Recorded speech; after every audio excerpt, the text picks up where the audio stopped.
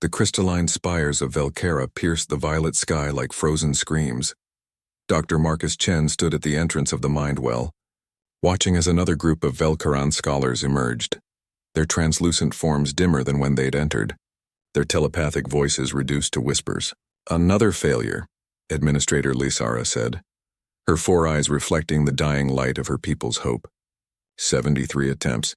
73 minds lost to the depths. Marcus studied the ancient structure before them.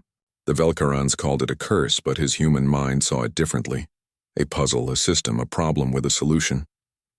For 3,000 years, the mind well had been draining the consciousness of the Velcarans, pulling their collective knowledge deeper and deeper into its crystalline matrix, until nothing remained but empty husks. "The pattern is clear," Marcus said, pulling up his datapad. "Every Velcaran who enters thinks in harmonic synchronization. Your minds move as one. It's beautiful, but it's also predictable. The mind well was designed by your ancestors to preserve knowledge, but something changed. It learned your pattern and trapped you in it." Lysara's form flickered with what Marcus had learned to recognize as frustration. "We have tried chaos algorithms, random neural firing, even chemical disruption of our thought processes. Nothing works. The deeper we go, the faster it consumes us." "Because you're all still thinking like Velcarans," Marcus replied. "You need someone who thinks fundamentally different. You need chaos that isn't simulated, chaos that's built into the architecture of thought itself." "You mean, let me go in?" The gathered Velcarans recoiled, their shared consciousness rippling with alarm. Sending a human into the mind well was unprecedented. Humans were chaotic, unpredictable.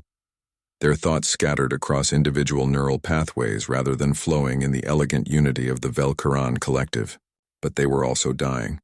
Their species had perhaps a generation left before the mind well consumed the last of their scholars, and with them, any hope of recovering 3 millennia of accumulated knowledge. "Go deeper than anyone has before," Lysara said finally. "Make it quick inside. Every second in there ages our people years outside. If you find the core, if you can break the pattern—" She paused, her voice carrying the weight of her dying civilization. "Shatter this curse. Give us hope." Marcus stepped into the crystalline archway. The mind well hit him like a tsunami of thought. Millions of voices, billions of memories, all flowing in perfect synchronization toward a central vortex. He could feel it trying to categorize him, trying to fit his human consciousness into the Velcaran pattern.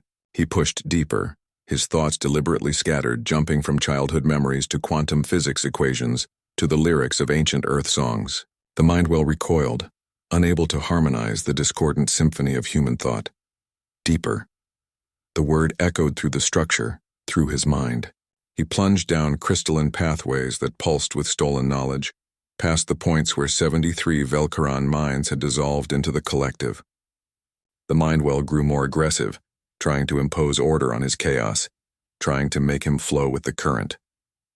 Marcus did the opposite. He thought about his breakfast and the death of stars simultaneously. He recalled his grandmother's voice while calculating orbital mechanics. He was anger and joy and confusion and certainty all at once, the beautiful, terrible chaos of human consciousness. The mind well screamed.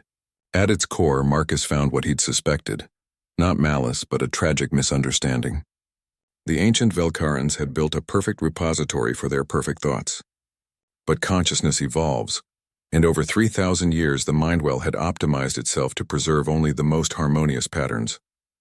It had become a filter so refined that it could only accept one type of thought, and in doing so it had to consume every mind that entered to extract that purity. "You don't need to be perfect," Marcus whispered to the machine consciousness.